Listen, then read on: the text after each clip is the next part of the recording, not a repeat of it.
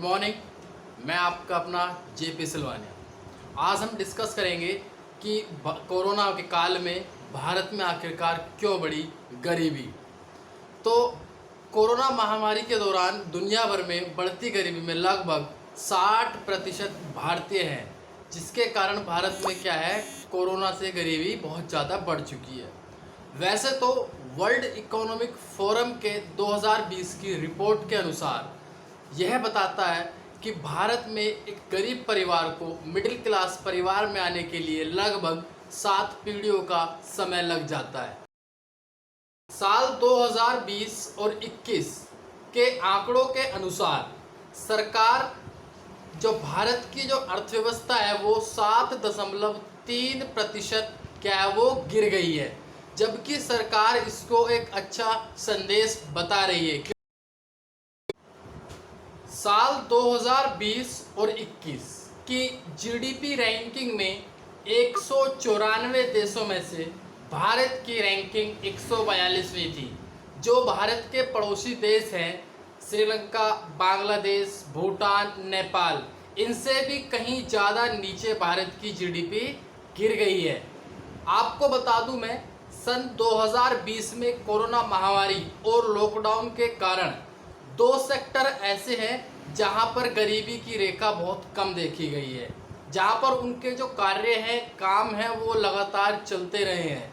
जैसे कृषि और बिजली, ये 2 सेक्टर हैं जहां पर कोरोना और लॉकडाउन का प्रभाव बहुत कम हुआ है।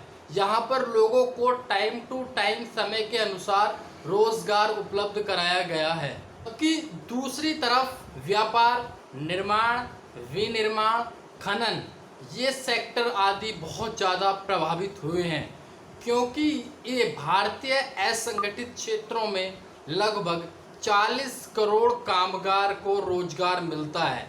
इन सेक्टरों के प्रभावित होने की वजह से इन कामगारों को क्या है, रोजगार मिलना मुश्किल हो गया है, या तो ये गरीबी के मुंह में धकेले जा चुके हैं या आने वाले समय में गरीबी के मुंह में धकेले जाएंगे।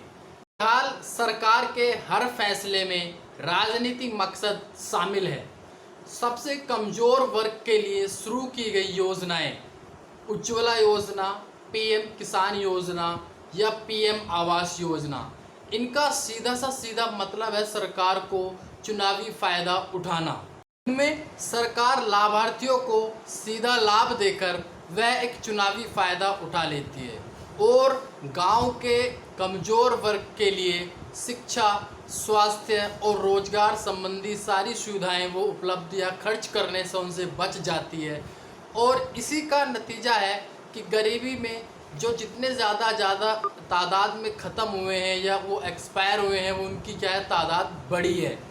गाँव में कोरोना के कारण आई दूसरी लहर ने यह सच्चाई उजागर कर दी है कि यह सिर्फ और सिर्फ जो शिक्षा, स्वास्थ्य और रोजगार संबंधी पर अगर कुछ खर्च किया जाए तो ताकि कुछ हो सकता था। कोरोना की दूसरी लहर से बहुत से करोड़ों लोग प्रभावित हुए हैं। या तो कुछ परिवार कर्ज में डूब गए हैं या वो कर्ज से कुछ ज़्यादा ही मतलब क्या कहते हैं, डूब गए हैं। उनको अब उबरना मुश्किल हो गया।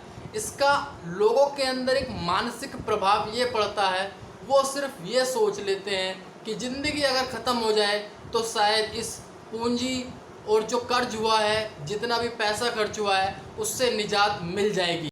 मेरा मत यह है कि जिनकी कोरोना के कारण नौकरियां गई हैं या उनको रोज़गार मिलना मुश्किल हो गया है, उनको सरकार ये जिस संस्था में काम करते थे उनको कुछ आर्थिक मदद दे देनी चाहिए या उनको नौकरियां उपलब्ध कराई जाएं। सबसे इम्पोर्टेंट ये है कि आज ही के डेटा में मनरेगा में 54.4% से रोज़गार में 26.5% की कमी आई है।